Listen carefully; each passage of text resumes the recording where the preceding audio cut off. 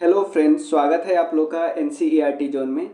बिहार शिक्षक भर्ती 3.0 जो होने वाला है उसमें जनरल स्टडीज के 40 मार्क्स आते हैं, उसमें 8 मार्क्स मैथ्स का आता है।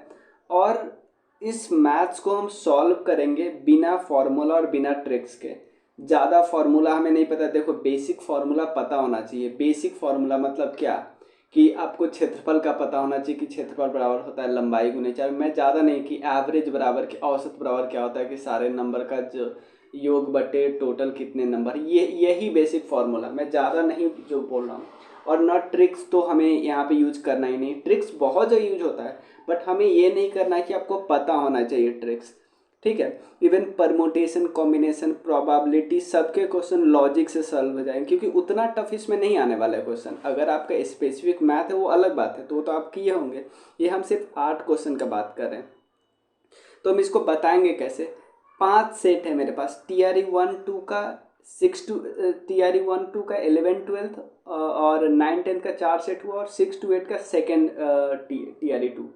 तो ये हमारे पास 5 सेट है, 40 क्वेश्चन है। सबको मैं ऑलरेडी सॉल्व कर चुका हूँ। देखो, यहाँ पे मैंने सॉल्यूशन थोड़ा डिटेल में किया है, आपको बस समझाने के लिए। मैं समझाऊंगा आपको शॉर्ट में ही, मतलब, लेकिन लिखा मैंने ऑलरेडी यहाँ पे कर लिया है, वो मैं आपको बताना चाहता हूँ। ठीक है, क्योंकि अभी एक्चुअली मेरा जो पेन है ना टैब का, वो ख़राब हो गया है, इसलिए मैं पहले ही पेज पे कर लिया हूँ। ठीक है, वो मैं दिखाऊंगा। और एक चीज़, सबसे पहले मैं वो सेट दिखाऊंगा जो मैं एग्ज़ाम इन्वायरमेंट में जो किया था TRE 2 का, वो दिखाऊंगा कि आराम से एग्जाम इन्वायरमेंट में कैसे सॉल्व किया जा सकता है, कैसे रफ किया जा सकता है, वो मैं आपको दिखाऊंगा। तो सबसे पहले हम TRE 2 का 11 12 का करेंगे, फिर TRE 1 का, फिर 9 10 का ऐसे ही करेंगे, फिर 6 to 8 का करेंगे। टोटल हम 5 सेट करने वाले हैं, 40 क्वेश्चन। तो चलिए शुरू करते हैं। सबसे पहला जो हम लोग सेट कर रहे हैं वो TRE 2 का है। सबसे पहला जो हम लोग का सेट हो रहा है वो TRE 2.0 का सेट है। ठीक है, TRE 2.0 का सेट है। यहाँ पे देखो, पहला क्वेश्चन है, 63 नंबर क्वेश्चन है। यहाँ पे देखो क्वेश्चन क्या कर रहा है। The floor of A rectangular hall, मतलब रेक्टेंगुलर हॉल है, मतलब जो हॉल है वो किस तरह का आयत है। ठीक है, उसका पेरीमीटर है 250 मीटर। मैं हिंदी में भी समझाते चलूँगा। पेरीमीटर कितना है? 250 मीटर है। पेरीमीटर तो आपको पता होगा ना, परिमाप क्या होता है, सारा चारों तरफ की लंबाई को जोड़ लेते हैं। तो रेक्टेंगल क्या होता है? रेक्टेंगल आयत होता है। आयत में क्या होता है, आयत का एरिया आपको पता होना चाहिए, L×B। और आयत का परिमाप क्या होता है, 2 × L + B। ये नहीं भी याद है, देखो क्या होता है, एक L एक B, एक L एक B, तो 2 L और 2B हुआ, तो इसी को तो इकट्ठा कर दिया 2 × L + B। और इसका पेरीमीटर दिया हुआ है, यानी आयत दिया हुआ है। आयत का मतलब क्या होता है, फॉर्मूला क्या है आयत का, 2 × L + B बराबर है 250। इतना क्वेश्चन में दिया है गया है। अब क्या कर रहा है, अब कर रहा है the cost of painting the floor wall at the rate of 10 rupees पर मीटर स्क्वायर इज 15,000। मतलब कि अब देखो, यहाँ पे सिंपल आपसे क्वेश्चन पूछ रहा है कि यहाँ पे पेंटिंग तो कर रहे हैं, बट चारों दीवार का पेंटिंग कर रहे हैं। चारों दीवार का पेंटिंग कर रहे हैं, क्या फ्लोर पे पेंटिंग कर रहे हैं? नहीं, चारों दीवार पे पेंटिंग कर रहे हैं। तो चारों दीवार में एक देखो, ये वाला दीवार होगा फर्स्ट वॉल, एक सेवन थर्ड, एक वो फोर्थ, और नीचे का पेंटिंग भी नहीं हो रहा और छत का भी पेंटिंग नहीं हो रहा है, यही ना हो रहा है। अब देखो, पहला दीवार देखो और सेकंड दीवार देखो, पहला और दीवार और दूसरा दीवार देखो। पहला और दूसरा में दीवार एक आयत ही होगा, ये तो क्लियर है ना। दीवार एक आयत होगा तो इसकी लंबाई L है, लेकिन दीवार का चौड़ाई क्या होगा, दीवार का चौड़ाई वही होगा ना जो जो हमारे छत का ऊंचाई है। सिंपल समझ रहे हो ना। अब थोड़ा एज्यूम करो, जो दीवार का जो चौड़ाई है, दीवार ये वाला है दीवार, इसका जो चौड़ाई है वो क्या है, जो हमारे छत का ऊंचाई होगा। तो लंबाई इंटू ऊंचाई, ये वाला पार्ट, तो एक दीवार ये हो गया, एक दीवार ये हुआ। आपको नहीं लगता ये वाला और ये वाला बराबर होगा? तो दोनों बराबर होगा तो L×X प्लस L×X, समझ में आया ना। ये टोटल कितना हो जाएगा, 2 × L मतलब लंबाई L होगा और चौड़ाई जो हमारा ऊंचाई है हमारा।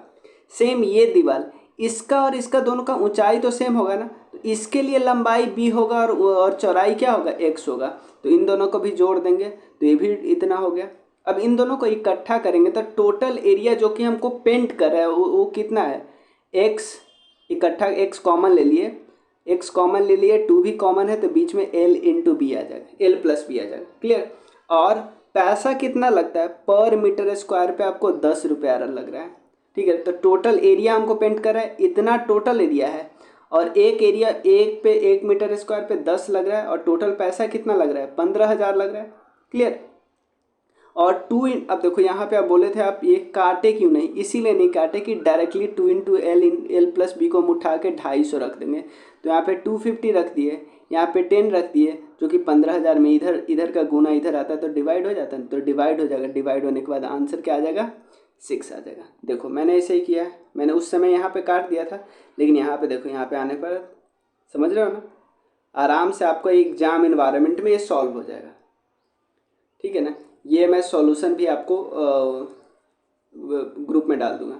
ठीक है। अब सेकंड क्वेश्चन देखो, ये भी और आसान है, बट इसमें थोड़ा बहुत आपको थोड़ा बहुत एक्स्ट्रा चीज़ पता होना चाहिए। मतलब एक्स्ट्रा नहीं, कि इंटीजर क्या होता है, नेचुरल नंबर क्या होता है, प्राइम नंबर क्या होता है, या उसके अलावा होल नंबर क्या होता है, ये सब पता होना चाहिए। ठीक है। देखो इंटीजर क्या होता है, इंटीजर का मतलब कोई भी नंबर, कोई भी। देखो होल नंबर का मतलब क्या होता है, होल नंबर का मतलब होगा जो 0 से स्टार्ट हुआ, समझ में आना, होल नंबर 0 से स्टार्ट होगा। बट जो नेचुरल नंबर होता है वो 1 से स्टार्ट होता है, 1 से लेके अनगिनत तक नेचुरल नंबर, 0 से अनगिनत तक होल नंबर। न नेचुरल नंबर न होल नंबर, दोनों में से किसी में भी निगेटिव वाला नहीं आता, ये याद रखिए, निगेटिव वाला नंबर नहीं आता है। तो क्वेश्चन पूछ रहा है आप इससे गलत आपसे पूछ रहा है कि कौन सा गलत ऑप्शन है, every integer is a whole number, every integer is a whole number. क्या सारा इंटीजर होल नंबर है? भाई कोई नंबर -5 है, इंटीजर है, क्या ये होल नंबर है? नहीं, ये नहीं है, तो ये गलत है। अब अगला ऑप्शन देखते हैं, every natural number is a integer number, सारा नेचुरल नंबर इंटीजर है। हाँ है, every natural number is a whole number, every natural number is a whole number, ये भी है। तो ये दोनों तो सही है, गलत सिर्फ क्या है, ए है, तो आपसे ए पूछ रहा था। क्लियर, कोई दिक्कत नहीं है। अब देखो, the average of 7 consecutive number, मतलब 7 नंबर का एवरेज है 20, तो उसमें सबसे आपको लार्जेस्ट पूछ रहा है। तो सिंपल देखो, ये मुझे ट्रिक पता था कि अगर ये ट्रिक नहीं, ये बहुत बेसिक सेंस है कि देखो, अगर आपका ऐप देखो, ये 20 मैंने इसलिए लगाया कि जब मैं मिला रहा था ना, तो पहले क्योंकि बीपीएससी ने 20 आंसर दिया था, तो मैं फिर भी इसको ऐड कर लिया था, क्योंकि मुझे पता था वो चेंज करेंगे, क्योंकि 23 है। समझो कि जिस एवरेज जितना होता है ना, अगर नंबर ये वो नंबर है, ऑड नंबर है, ऑड का मतलब होता है विषम संख्या है, तो जितना नंबर है, एक 20 चुन लो, 7 नंबर है तो 3 इधर होगा, 3 इधर होगा, तो 3 इससे कम कौन होगा, 17 18 19 होगा, 3 बार आगे कौन होगा, 21 22 23 होगा। तो इसका सबसे बड़ा नंबर कौन सा है, 23 है। अगर ये आपको नहीं भी कर रहा है, आप मान लो एक नंबर कोई मान लो x, तो उसका अगला नंबर x+1, फिर ऐसे ही करके 7 नंबर है, तो टोटल x+6 होगा, और टोटल एवरेज कितना है, 20 है, एवरेज 20 है ना। अब तो इस सबको ऐड करोगे तो 7x + 21 = 140, इस सबको ऐड किया, 1 + 2 + 3 + 4 + 5 + 6, और 7x = 119, x बराबर क्या होगा 17। तो x तो सबसे छोटा नंबर है, तो सबसे बड़ा नंबर क्या होगा 23 होगा। क्लियर है ना, इतना क्लियर है ना। देखो अब तक मैंने जो बताया उसमें बेसिक आपको थोड़ा पता होना चाहिए, ऐसा नहीं, ये देखो ये मैं इतना बेसिक मानता हूँ ना कि लंबाई गुणा चौड़ाई ये तो हमको पता है, जैसे एग्जाम्पल ले लेते, अब हम चाल बराबर दूरी बटे समय, ये तो पता होना ही चाहिए, नहीं पता तो थोड़ा तो अब बेसिक तो पता होना ही चाहिए। ठीक है ना। अब देखो मैं एक चीज़ बता रहा हूँ, ये मैं मान सकता हूँ जिसका मैथ छूट गया है बहुत, मतलब जो 10th के बाद मैथ्स नहीं किया है, ऑब्वियसली जो बिल्कुल छोड़ दिया है, कुछ भी नहीं मैथ्स का पता, उसको ये याद नहीं हो सकता, ये हम मान सकते हैं। ठीक है ना। तो मैं एक बार थोड़ा बताता हूँ, इसका एक फॉर्मूला है, मैं ये पहला क्वेश्चन है जिसको मैं बोल रहा हूँ कि फॉर्मूला याद होना चाहिए था। ठीक है। एक होता है कि अगर कोई कोई इक्वेशन है, इक्वेशन का अगर आपसे रूट पूछ रहा है ना, रूट पूछ रहा है तो उसका फॉर्मूला है, एक तो तोड़ने वाला है, वो आगे मैं एक तोड़ने वाला के क्वेश्चन है वो भी मैं बताऊंगा, बट एक क्या फॉर्मूला है, -b + -b² - 4ac/2a। यहाँ पे b क्या है, x का कॉन्स्टिट्यूएंट, a क्या है, एक्स स्क्वायर का गुणक, और c क्या है, कांस्टेंट। समझ में आया ना, ऐसा कुछ इक्वेशन नहीं हो जाता है x square minus 3x plus 4 इस टाइप का। तो इसमें अगर देखो मान लो ये जीरो हो गया, इसका वैल्यू अगर जीरो हो गया तो दोनों रूट क्या होगा, -b/2 है, तो दोनों रूट यही हुआ, तो यानी दोनों रूट क्या होगा, इक्वल होगा, इक्वल होगा लेकिन सिमिलर, इक्वल होगा लेकिन और सेम रूट होगा ना, दोनों सेम रूट होगा, इक्वल होगा। अब देखिए अगर इसका वैल्यू ग्रेटर देन जीरो आ जाए, इसका वैल्यू ग्रेटर देन जीरो हो जाए तो क्या होगा, एक रूट होगा क्या, -b/2a, इसमें कुछ ना कुछ जुड़, अगर इसका वैल्यू मान लो इसका वैल्यू आ जाए 5, तो b पे क्या होगा, एक रूट में 5 जुड़ेगा बट दूसरे रूट में 5 क्या होगा, घटेगा। समझ में आया ना, तो दो अलग अलग रूट हुआ ना, तो इसमें डिस्टिंक्ट रूट होगा बट रियल होगा, दोनों रूट क्या होगा, रियल होगा। बट इसमें क्या होगा, अब अगर किसी भी, ये तो बेसिक आपको पता है ना, रूट अंडर के अंदर माइनस नहीं हो सकता, तो रूट अंडर के अंदर ये माइनस हो गया, b² - 4ac less than zero है, इसका मतलब क्या वैल्यू है, -4 है, तो माइनस है तो ये क्या होगा, रियल नंबर नहीं ना होगा। तो आपसे पूछा क्या दोनों अलग रूट है, डिस्टिंक्ट मतलब अलग रूट है बट रियल है, तो रियल का मतलब क्या हुआ, जो ग्रेटर देन जीरो होना चाहिए। मैं ये बताना चाहिए, ये फॉर्मूला आपको याद होना चाहिए था, ठीक है।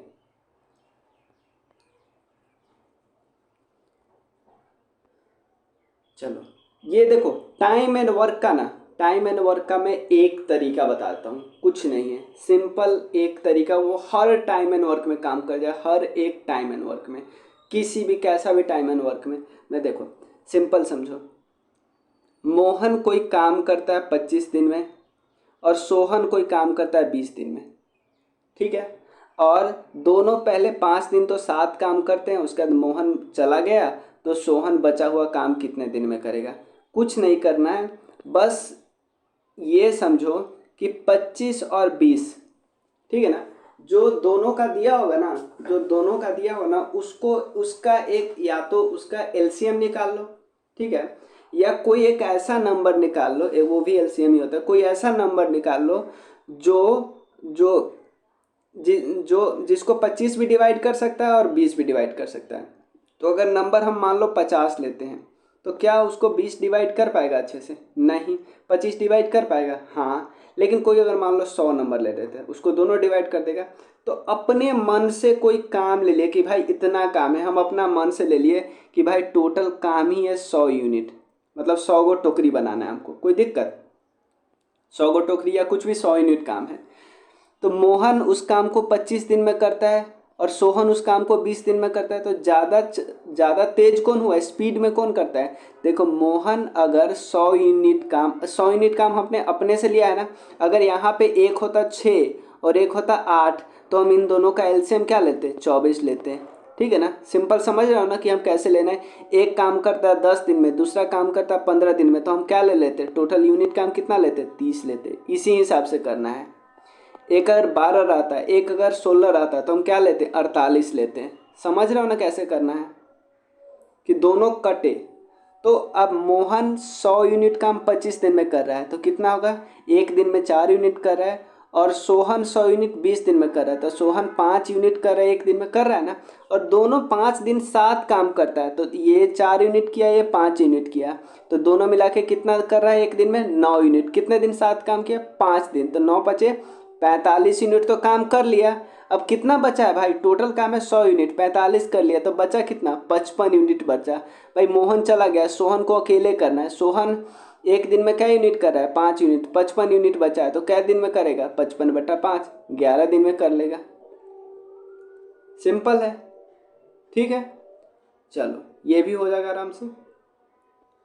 अब देखो ये इतना, आप देखो इसको सॉल्व करने का कोशिश मत कर, इतना इतना हौच पौच में मत जाना, ठीक है। अब देखो इसको आसानी से कैसे सॉल्व करें, बस इसमें एक फॉर्मूला आपको थोड़ा पता होना चाहिए कि देखो x बराबर होता है a² जैसे ये फॉर्मूला पता होना चाहिए ना, a+b का होल स्क्वायर, a-b का होल स्क्वायर। मैं क्यूब पे नहीं जा रहा हूँ, वो नहीं याद होना चाहिए, या a² - b² बराबर होता है a+b × a-b, ये फॉर्मूला, 3 बस फॉर्मूला आपको पता होना चाहिए। ए प्लस बी इंटू ए माइनस बी। ठीक है, इतना क्लियर है। इसको हमने बस तोड़ दिया इसमें। ठीक है, अब समझो, अब पूछ रहा है कि इनमें से कौन सा सही है। तो सिंपल समझो, अगर ए बराबर बी हम कर दे, ए बराबर बी हम कर दे, अगर मुझे मान लो ये क्वेश्चन हमको ढका है, क्वेश्चन ढका है, क्वेश्चन नहीं पता है, फिर भी हम देखो आंसर पे निकल आ जा सकता है। देखो ये दोनों तुमको नहीं लग रहा, बिल्कुल सेम बातें कर रहा है कि y ग्रेटर होगा x से और x लेसर होगा y से। आपको ही नहीं लगता ऑप्शन बनाने वाले चुक गए हैं, सेम ऑप्शन दो जगह दे दिए हैं, तो ये दोनों सही होगा ना। सिंपल समझ रहे हो ना कि कुछ भी हो जाए, ये दोनों चाहे क्वेश्चन कोई भी हो जाए, ये दोनों तो सही होगा ही होगा, क्योंकि दोनों एक ही ऑप्शन की बात कर रहा है। तो मतलब ऐसे भी हो सकता है कि कुछ क्वेश्चन में ऑप्शन देने में वो आसानी से मतलब ऐसा ऑप्शन दे दे जो आपको पता हो कि होगा। सिंपल समझ रहे हो ना। बोला कि y बड़ा है x से और दूसरा बोला कि x छोटा है y से, तो एक ही बात कर रहा है ना। अब फिर भी नहीं भी पता है तो आप चलो निकालिए लो। देखो ए और बराबर बी कर देते हैं। ए बराबर बी करेंगे तो इसका वैल्यू क्या हो जाएगा, ए बराबर बी, 5 5 दोनों होगा तो 5 में से 5 गया 0, यानी x का वैल्यू क्या हो जाएगा, 0 हो जाएगा। तो y छोटा हो जाए, x का वैल्यू, y का वैल्यू वैसे 30 है तो y बड़ा नहीं है, y 30 है और x 0 है। समझ रहे हो ना। a प्लस बी का वैल्यू कुछ भी हो क्या चलता है, क्या फ़र्क पड़ता है।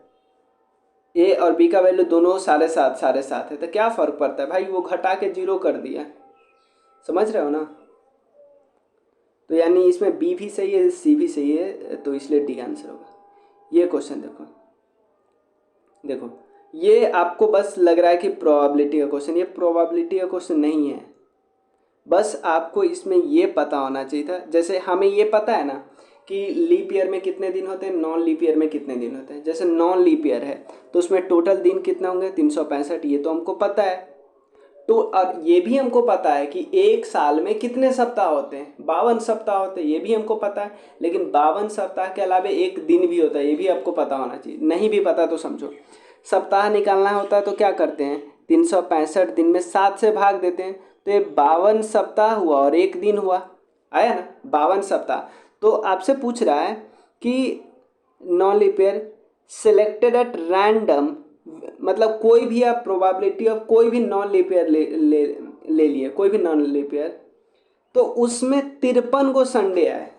भाई 52 गो तो बनता है कि 52 गो सप्ताह है तो 52 गो संडे होगा। अब एक ये कैसे पता चला कि एक ही दिन बड़ा है और वो संडे हो, तो हम कम से कम हमारे पास टोटल को दिन कौन कौन, ये एक जो दिन है उसमें कौन कौन दिन हो सकते हैं, Sunday Monday Tuesday Wednesday Thursday, 7 दिन हो सकते हैं। तो टोटल हमारे पास ऑप्शन कितने हैं, 7 गो ऑप्शन है। लाना क्या गो है, सिर्फ संडे हमको चाहिए ना, तुमको लाना एक के गो है। ऑप्शन कितने हैं, टोटल 7 गो ऑप्शन है। तो आंसर क्या होगा, 1/7। क्लियर है ना। इसका मैं वो हिंदी वाले में किया था, ठीक है ना। चलो रफ यहीं पे कर लेना है, रफ यहाँ पे आपको बहुत जगह होता है, रफ पीछे करने में बहुत टाइम लगेगा। सिंपल, ये कोई दिक्कत नहीं ना। क्या मैंने बताया कि total leap year, non leap year में कितने दिन है, 365 है। अगर यही लीप ईयर पूछता ना, लीप ईयर, तो हमारे पास 2 दिन एक्स्ट्रा है, तो आंसर होता 2/7। सिंपल। चलो अब ये लास्ट क्वेश्चन है, सिंपल है, ये कुछ नहीं करना है। ऐसा क्वेश्चन है ना तो कोशिश करो इसको और इसको बराबर करने का। इसको बराबर, यहाँ पे 7 है, इसको 49 है, बराबर कैसे करोगे, 7 का स्क्वायर कर दोगे, ठीक है ना। ये इतना वो होता है, मतलब आसान होता है। देखो 7 का स्क्वायर करोगे तो 2 ऊपर जाएगा, 2 में ही सीधा गुना कर दोगे, ऐसे मैंने किया है ना, 2 ऊपर क्या कर दोगे, गुना कर दोगे, यानी 7 का पावर और पावर आपस में बराबर होगा ना। ये मैंने से डायरेक्टली लिख लिया था एग्जाम में। 12x + 6 बराबर क्या होगा, 6x + 24। इसको इधर ले जाएगा तो x का वैल्यू 3 आ जाएगा, इसको इधर ले जाएगा तो 6x, और इधर इसको इधर ले गया तो 18, तो x बराबर 3। तो हमारा TRE 2.0 का मैथ्स का क्वेश्चन क्लियर हो गया। ये मैं PDF भी आपको शेयर कर दूंगा। अब चलिए TRE 1 पे चलते हैं। देखिए पहला क्वेश्चन है, how many 3 digit number are divisible by 5। देखो यहाँ पे कोई भी नंबर होता ना, 5 3 7 9 10, कुछ भी नंबर होता, बस टोटल 3 डिजिट नंबर निकालना है। टोटल 3 डिजिट नंबर कितना होते हैं, 100 से लेके 999 तक। ये टोटल कितने नंबर होंगे, 900 नंबर होंगे। अब देखो, ठीक है ना, 900 नंबर होंगे। अब देखो ये मत आप करना कि 999 में अगर 100 घटाओगे तो बस 899 आता है, बट वो 100 भी तो ऐड होगा ना, तो टोटल 900 नंबर होगा। क्योंकि ये घटाने पे ना नीचे वाला नंबर ऐड नहीं होता रहता है। जैसे हम 5 में से अगर 4 घटाए तो अगर शो करेगा क्या, जैसे मान लो मैं बोलता हूँ कि आपको चौथे दिन भी पढ़ना है, 5वें दिन भी पढ़ना है। एग्जाम्पल ले लेते हैं, हम आपको बोले आपको चौथे दिन भी पढ़ना है, 5वें दिन भी पढ़ना है, तो आपको एक्चुअली पढ़ना कितने दिन है, 2 दिन पढ़ना है ना। अगर मैं सीधे 5 में से 4 घटाऊँ तो एक ही आएगा ना, समझ रहे हो ना। तो घटाने में ये वाला काउंट नहीं होता है, इसीलिए हमें कितना ध्यान, ये 899 मत कर देना, ठीक है। तो टोटल नंबर है हमारे पास 900। बस यहाँ पे जो नंबर है ना उससे डिवाइड कर देना, चाहे क्वेश्चन कैसा भी रहे। 3 रहे तो इसको 3 से डिवाइड करना, 6 रहे तो इसको 6 से डिवाइड करना, 8 रहे तो 8, 10 रहे तो 10, जितना रहे उससे डिवाइड करना, आंसर वो आ जाएगा, ठीक है ना। अगला देखो, ऐसा क्वेश्चन 2 सेट में पूछा गया है, एक बारी प्लस और एक बारी माइनस। कुछ नहीं करना है, जो बोल रहा है ना 1 2 करके देख लो। तो 2 एकम 2 प्लस 1 3/2, सिंपल ऐसे ही गुना है ना, हाँ सब में गुना ही रहेगा क्योंकि कटना ही है। 4/5/4 ऐसे ही करोगे। अब देखो कट जाएगा, ये मैंने काटा इसलिए नहीं है क्योंकि मैं हौच पौच हो जाता, ऐसे कट जा रहा है। 3 3 से कट गया, 4 4 से, मतलब ऊपर का कट जा रहा था, ये कट जा रहा था। तो यहाँ पे 121 बचेगा, नीचे 2 बचेगा। 121/2 कितना होगा, 60.5, ठीक है, कट जाएगा। अब देखो ऐसे क्वेश्चन बहुत आसानी से हो जाएंगे। देखो क्या लिखा है, the distance between Delhi and Agra, Delhi और आगरा के बीच जो टोटल दूरी है ना वो 200 किलोमीटर है, ठीक है। 200 किलोमीटर दूरी हमने मान लिया, ठीक है। सपोज देखो अगर एग्जामिनेशन में आएगा ना तो भी मैं ऐसे ही पिक्चर बना के करूँगा, मतलब लेकिन फास्ट हो गया तो मैं जल्दी जल्दी बना लूँगा, ये फॉर्मूला नहीं लिखूँगा, ये नहीं लिखूँगा, बट बनाऊँगा ऐसे ही करके कि मुझे एकदम क्लैरिटी रहे। Suppose you are travelling from Delhi to Agra by a car से जा रहे हो। if you can maintain an average speed of 90 kilometre per hour for 120 kilometre, 120 kilometre में आपका स्पीड क्या है, 90 किलोमीटर पर आवर है। और बाकी का जो 80 किलोमीटर बचा उसमें आपका स्पीड क्या है, 40 किलोमीटर आवर है। तो यहाँ पे तो आपको सीधा सीधा 2 घंटे लग रहे हैं, क्योंकि आपको पता है डिस्टेंस बटे टाइम, डिस्टेंस बटे स्पीड बराबर टाइम होता है ना। तो स्पीड बराबर क्या होगा, डिस्टेंस 80 किलोमीटर बटे टाइम 40, तो ये तो 2 घंटे लग रहे हैं, ठीक है ना। अब यहाँ पे देख ले, तो डिस्टेंस कितना है, डिस्टेंस है 120 और टाइम कितना स्पीड क्या है 90, तो ये कितना होगा 4/3, 4/3 घंटा होगा। तो आप इसको क्या करना है, मिनट में बताना है। या तो सीधे आप इसको गुना कर दो 60 से, या तो इसको पूर्णांक पे ले आओ, फिर जो 1 आएगा उसको साइड कर दो, जो 1/3 आएगा उसको मिनट में करो। तो 1/3 आर है तो उसको मिनट में करोगे तो 60/3 होगा, यानी 1 आवर 20 मिनट। या सीधे इसको 60 से गुना करोगे तो 80 मिनट आएगा। 80 मिनट बराबर क्या होगा, 1 घंटा 20 मिनट। और टोटल टाइम को जोड़ दो, पहले से 2 यहाँ पे है और 1 घंटा 20 मिनट, यानी 3 घंटा 20 मिनट। समझ में आया ना। ऐसे ही पिक्चर मतलब ये मैं बोल रहा हूँ कि आपको जो सूटेबल है, जो जैसे आपको कम टाइम में हो पाए वो करना। चलो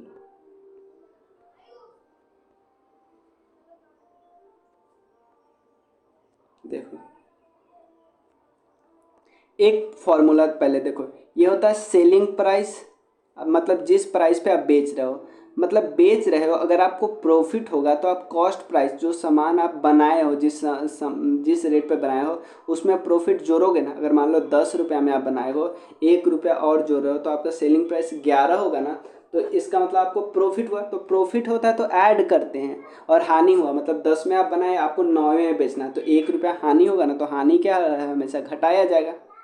समझ रहे हो ना। अब देखो यहाँ पे क्या है, 10% loss on selling price, 10% loss on selling price, मतलब सेलिंग प्राइस पे आपका 10 रुपया लॉस हो रहा है।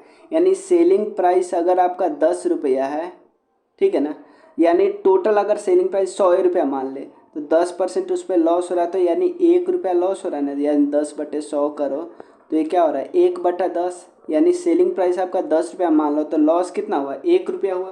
कोई दिक्कत? और हमको पता है इधर कॉस्ट प्राइस को ले गए तो loss selling price minus selling price plus loss होगा ना, तो सेलिंग प्राइस प्लस लॉस बराबर कॉस्ट प्राइस। तो कॉस्ट प्राइस बराबर क्या होगा, सेलिंग प्राइस है 10 और लॉस कितना हुआ, 1 रुपया हुआ, तो टोटल कितना है, टोटल हमारे पास कॉस्ट प्राइस है 11। तो पूछ रहा है कॉस्ट प्राइस पे कितना परसेंट लॉस हुआ, 1 ही रुपया लॉस हुआ है ना, और कॉस्ट प्राइस टोटल कितना है 11 है, और गुने 100 कर देंगे। क्लियर है ना?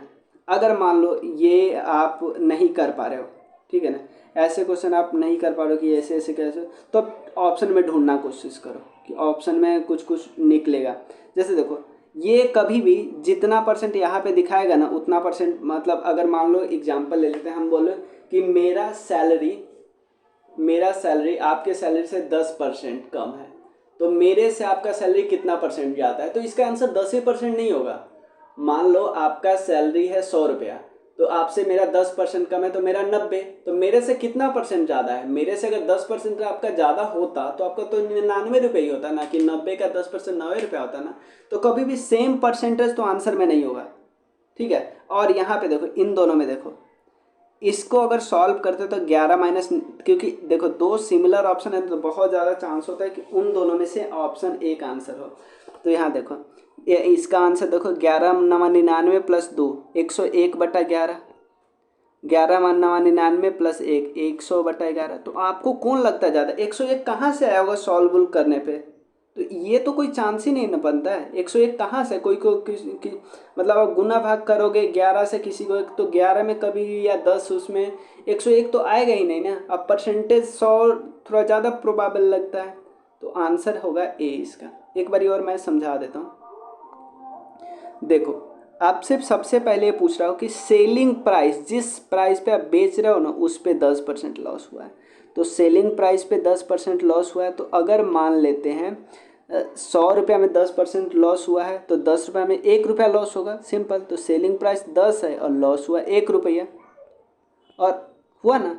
और हमारे यहाँ से अगर कॉस्ट प्राइस निकाले, कॉस्ट प्राइस यहाँ से CP इधर लॉस इधर प्लस में कर देंगे ना, क्योंकि हमसे कॉस्ट प्राइस पे लॉस पूछ रहा है। तो जिस पे लॉस पूछे ना तो टोटल लॉस बटा जिस पे पूछे वो निकालो, गुने 100 से गुना करो।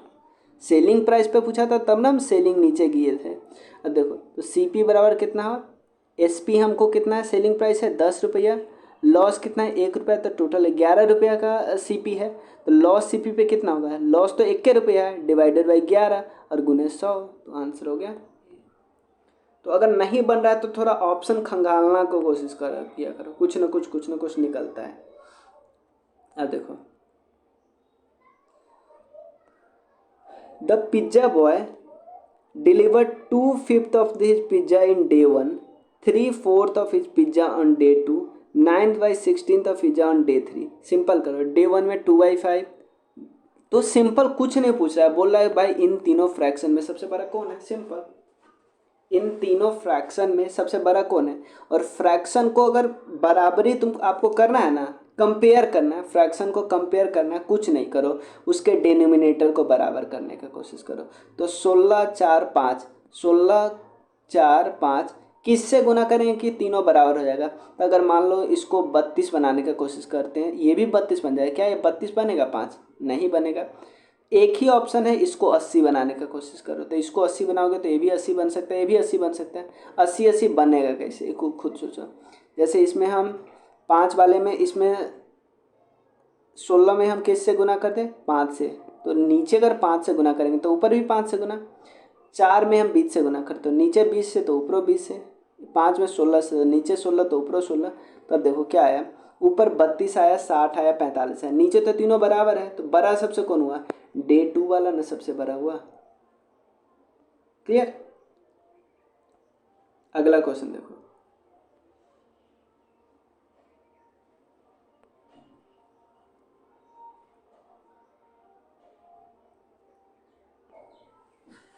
अब the cost of carpeting a room 18 metre long with a carpet of 75 centimetre wide at 4.50 per metre is 810 रुपये। सिंपल आपसे क्या दिया है पता है क्वेश्चन में? एक तो रूम का लंबाई दिया है, ये पता चल गया, रूम का लंबाई दिया है, और आपसे आंसर में रूम का चौड़ाई पूछ रहा है। तो रूम का चौड़ाई अगर नहीं पता है तो निकालना है हमको। तो टोटल एरिया रूम का कितना आ जाएगा? एरिया रूम का आ जाएगा कितना? 18 इंटू लंबाई गुने चौड़ाई आ जाएगा। अब मुझे बताओ कि अगर रूम का जो एरिया होगा और कारपेट का एरिया, क्या दोनों में अंतर होगा? नहीं, दोनों बराबर होगा, क्योंकि रूम पे ही तो कारपेट डाल रहे हो ना, रूम के फर्श पे ही तो कारपेट डाल रहे हो ना, कारपेट डाल रहे हो तो कारपेट का भी चौड़ाई दिया है, समझ रहे हो ना? कारपेट का चौड़ाई दिया है, कारपेट का लंबाई नहीं दिया है। अब यहाँ पे बस दिया है इतना चौड़ाई है, और पर मीटर का इतना इतना रुपया पर मीटर से कितना रुपया लग रहा है? 810। इससे हमको लंबाई निकालना है, यानी टोटल कितना है? 810 रुपया टोटल दाम लग रहा है। 1 मीटर का कितना दाम लग रहा है? 4.50। तो इससे क्या निकल जाएगा? टोटल दाम बटे 1 मीटर का कितना दाम, तो इससे लंबाई नहीं निकल जाएगा, इससे लंबाई निकल जाएगा 180 मीटर। ठीक है, तो आपको पता है 180 मीटर लंबाई निकल जाएगा। चौड़ाई हमको पता है कितना? 75 सेंटीमीटर। तो 75, क्योंकि सब मीटर में, तो इसको भी मीटर में कन्वर्ट कर देंगे। तो एरिया ऑफ कारपेट ये हुआ, एरिया ऑफ रूम आपको पता है 18 भी, इससे कट कर देंगे 0 से 0, ये 18 से ये 18, तो 75/10 कितना होगा? 7.5। क्लियर? चलो, ये सब आपको थोड़ा सा डेवलप करना होगा, ये चीज़ एक बार ही देखो। ये भले ही आप ये सारा आपके पास पहुंच जाएगा, लेकिन एक बार आप वीडियो देखने के बाद खुद कोशिश करना। चलो,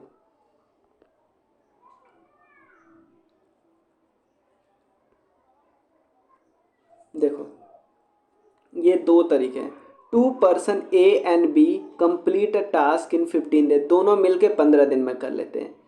दो जब 7 काम करते हैं, ए उस काम को 20 दिन में अकेले कर सकता है, अकेले करे तो।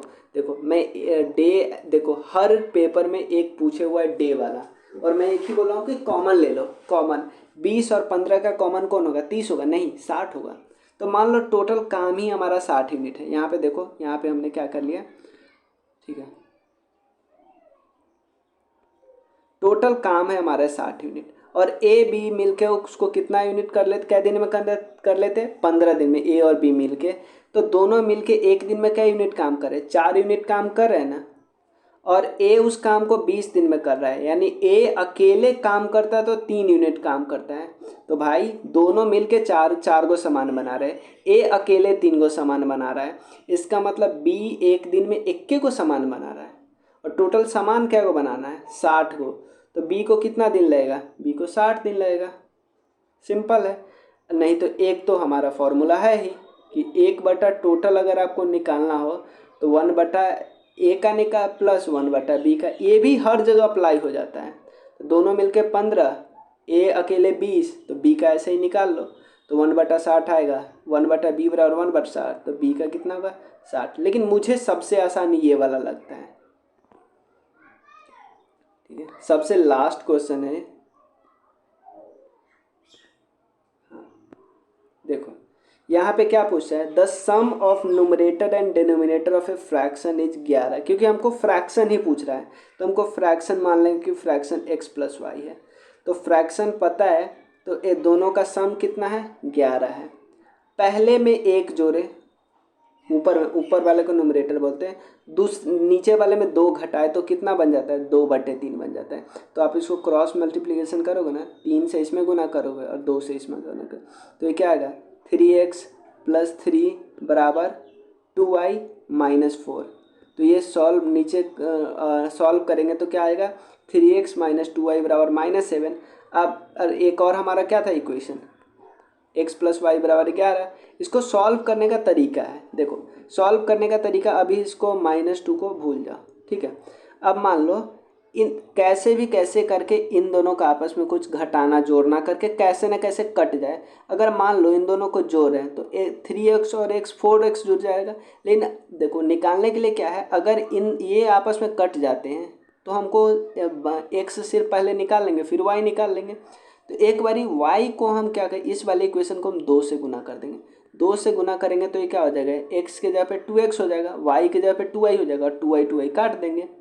तो देखो ये 2x प्लस 3x कितना होगा 5x, और 11 दूना क्या होगा 22, 22 में से 7 गया तो 15, तो x का वैल्यू क्या आ जाएगा 3, y का वैल्यू क्या आ जाएगा 8, क्योंकि x और y 11 है।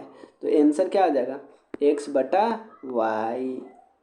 ठीक है, तो हमारे 2 सेट हो गए। अब चलिए हम चलते हैं 9th एंड 10th का पहला सेट करते हैं। देखिए अब हम टीआरई 1 का 9-10th का क्वेश्चन कर रहे हैं। देखो तो आप एक चीज़ देख रहे हो, एज वाला क्वेश्चन पूछ रहा है, डे वाला क्वेश्चन काम एंड वर्क वाला जो होता है, work and time and work वाला पूछ रहा है।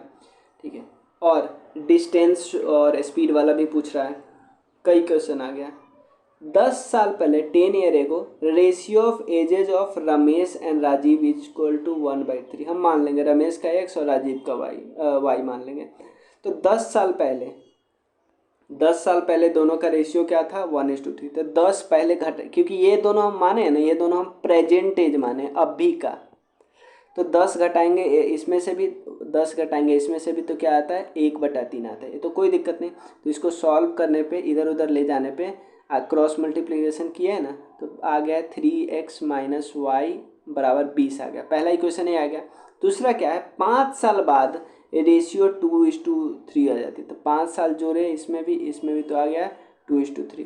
तो क्रॉस मल्टीप्लिकेशन किया तो ये दोनों तो आ गया। अब इन दोनों को सॉल्व करना, कुछ नहीं करना है, बस इसमें से अब घटा दो, क्योंकि 3x में से 3x घटाओगे तो क्या आ जाएगा 0 आ जाएगा ना। तो 3x माइनस वाई, क्योंकि घटाओगे तो इसका साइन चेंज हो जाएगा ना, तो -3x माइनस 2y लिख दिए, अभी कोष्ट लगा दिए हैं, और 20 में से 5 घट गया तो 5 कोष्ट में है। तो अब क्या करें, 3x कट जाएगा, 3x माइनस वाई, और ये 2y माइनस माइनस क्या हो जाएगा प्लस हो जाएगा। तो 2y में से एक y गया बराबर क्या आ जाएगा 25, y बराबर 25 आ जाएगा। तो x बराबर क्या आ जाएगा 15 आ जाएगा। क्यों, किसी एक इक्वेशन में रख के देख लोगे ना, आ जाएगा। तो अभी का उम्र क्या हो जाएगा 15 x आया है, y कितना है 25, तो क्या आ जाएगा 3/5। समझ में आए, बस हमको ये इक्वेशन बनाना था। ठीक है, ये वाला और ये वाला बनाना था। ये बनाओ तो ये बन गया, ये बनाओ तो ये बन गया। अब दोनों को सॉल्व कर दो। सॉल्व करने का वो भी तरीका, कल वाला पिछले वाला भी तरीका हमको पता था कि ये 2 से गुना कर देंगे, लेकिन उससे कोई फ़ायदा नहीं, आपको कैसे न कैसे करके कट करना था ना। चलो सेकंड क्वेश्चन है, देखो ये भी आ गया टाइम एंड वर्क डिस्टेंस वाला। देखने में थोड़ा टफ लग रहा है बट ये है आसान बहुत। देखो, if I walk with a speed of 5 kilometre per hour from my house to station, मतलब ये एक तरफ उसका घर है एक तरफ स्टेशन है। My train would have left the station, मतलब अगर मैं 5 के स्पीड से जाता हूँ तो 7 मिनट पहले ही ट्रेन चला गया रहता है।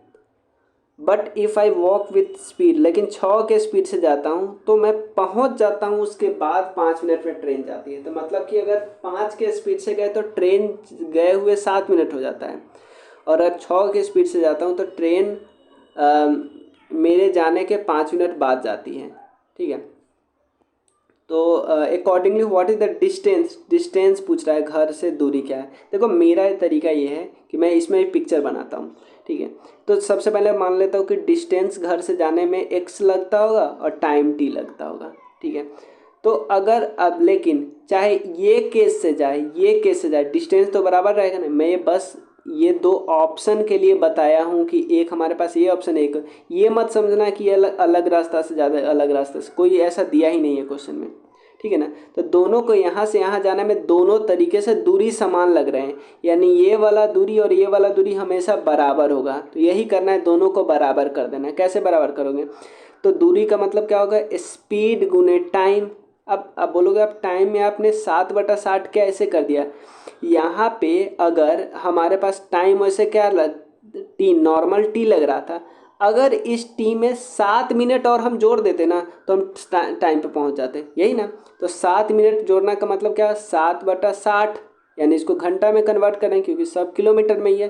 तो इतना गुने टाइम में 7 मिनट और अगर हम जोड़ दें तो हम टाइम पे पहुंच जाए, तो स्पीड गुने टाइम, टाइम में 7 से जोड़ दिए हैं 7 मिनट, और इसमें क्योंकि हम 5 मिनट पहले पहुंच जा रहे थे तो 5 मिनट घटा देंगे, तो 6 स्पीड है गुने टाइम, टाइम में घटा देंगे, तो ये वाला दूरी और ये वाला दूरी बराबर आ जाएगा, इन दोनों को बराबर कर देंगे, सॉल्व कर देंगे, इसको इधर ले जाएंगे, इसको इधर ले जाएंगे, आ गया टी का वैल्यू कितना आ जाएगा 50/60।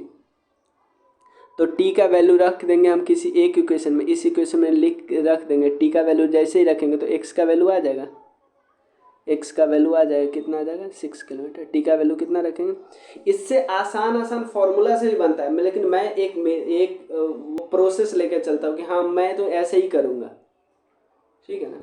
ऐसा नहीं कि इससे कम टाइम में भी आप बना सकते हो, बट जो मैं फॉलो करता हूँ कि मैं आप ये गलत नहीं होने दूंगा ऐसे ऐसे क्वेश्चन, क्योंकि ट्रिक हर बार बदलने से बदलना पड़ता है ना, वो मुझे पसंद नहीं है। मैं जो प्रोसेस है वही फॉलो करता हूँ, क्योंकि देखो आपके पास इसमें इतना एसएससी की तो तैयारी कर नहीं रहे हम लोग कि हमको बहुत स्पीड की बहुत टाइम बचाना, बहुत टाइम, इसमें टाइम है।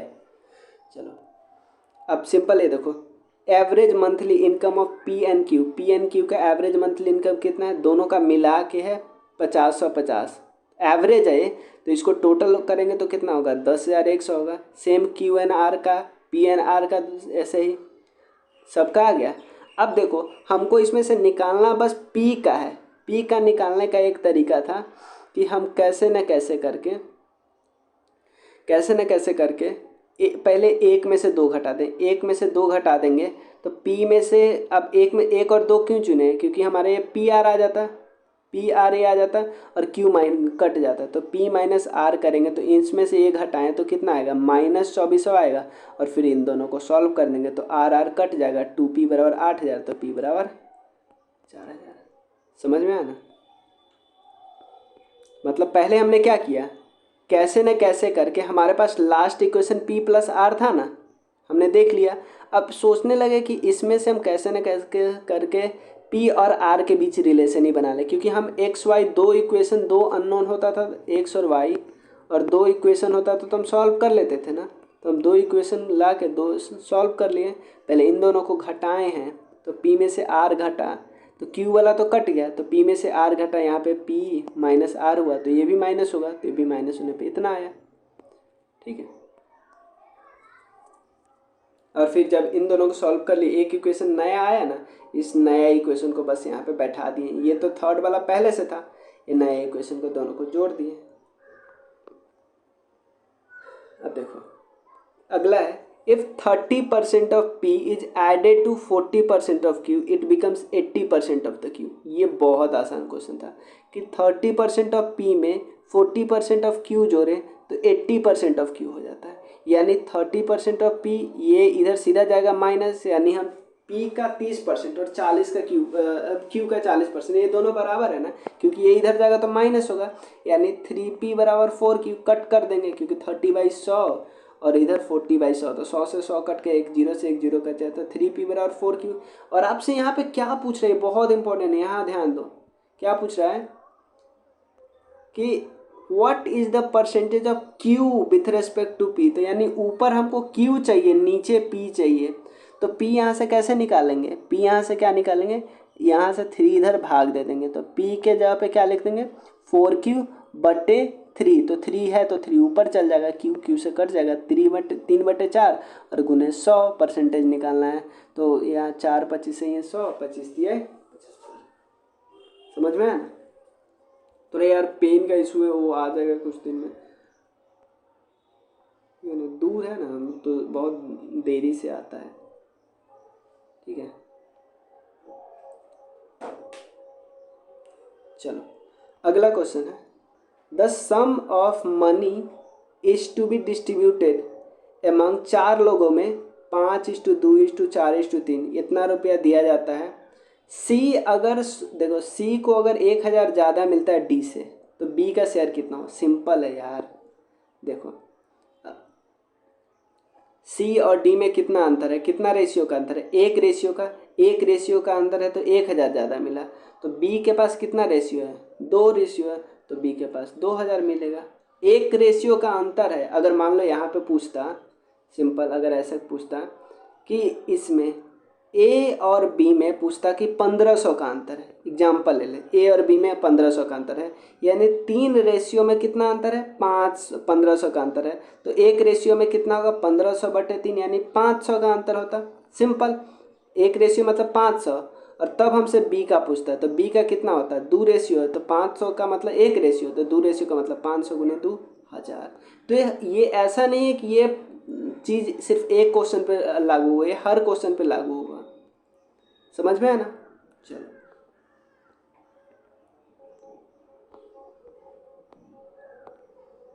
देखो, ये भी बहुत आसान क्वेश्चन है। देखो, if a shopkeeper gives a discount of 5% on selling price of a watch, मतलब पहले वो दे रहा था 5%, ठीक है ना, यानी पहले हमारा अगर दाम है x, तो पहले कितना पे दे रहा था, 95x/100 पे दे रहा था कि नहीं, मतलब पहले अगर x पे दे रहा था तो बाद में कितना 5%, x में से 5% घटाओ ना, x - 5x/100, तो ये क्या हो रहा था, 95x/100 पे दे रहा था। अगर वो 6% डिस्काउंट दे रहा है, यानी कि आपको सस्ता दे रहा है, तो 6% डिस्काउंट का मतलब क्या हुआ, x - 6x/100, तो क्या होगा, 94x/100 होगा ना। तो अगर आपको 94x/100 पे दे रहा है, तो आपको कितना रुपया बच रहा है, 15 रुपया बच रहा है। तो सीधा यहाँ करो ना, एलसीएम ले लो, 100 जाएगा, 100 इधर चल जाएगा, 95 से 94x, तो सीधा 100 से मल्टीप्लाई होगा, तो आंसर क्या आएगा, 1500 आएगा। यहाँ से भी आराम से कर सकते थे। अगर 5% डिस्काउंट है और 6% डिस्काउंट है, 1% एक्स्ट्रा डिस्काउंट पे 15 रुपया बच रहा है, यानी 1% पे 15 रुपया, तो 100% पे कितना बचेगा, 1500 रुपया बचेगा ना। ठीक है, अगला क्वेश्चन है, ये सेकंड लास्ट क्वेश्चन है इस सेट का। 3 नंबर है, तीनों का रेशियो है 3:4:5।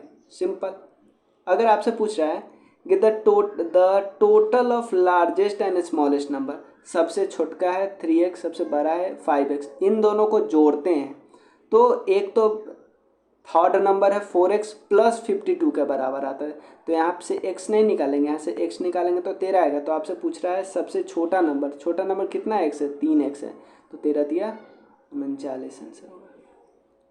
अब सेम क्वेश्चन मैंने बताया आप लोगों को कि TRE 2 में आया है 11th-12th वाले में, कि इन दोनों को बराबर करना है। बराबर कैसे करोगे, इसको भी 2 करोगे, यानी हम इसको 2 के पावर 3 कर सकते हैं, 3n-3 कर सकते हैं ना, यही मैंने किया है। ठीक है, दोनों को बराबर करेंगे तो यानी, और हमको पता है ना कि, ठीक है, तो यहाँ पे पावर चला जाएगा, ऊपर चला, ये हमको पता है ना, 2 पे पावर -1 करते हैं, क्या हो जाएगा, 1/2 हो जाएगा। क्लियर है ना। तो ये पावर अगर 2 के पावर ये कर देते हैं, ये नीचे है तो इसको ऊपर ले जाएंगे तो पावर माइनस में हो जाएगा।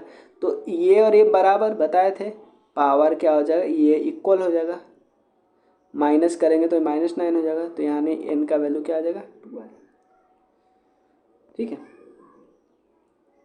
अब एक चीज़ मैं बताता हूँ, देखो, अगर 2 सिमिलर ऑप्शन अगर नहीं आपसे बना है, तो 2 सिमिलर ऑप्शन है ना, तो उसको रख के देख लो, एक को रख के पहले देख लो, दूसरे को रख के बाद में देख लो।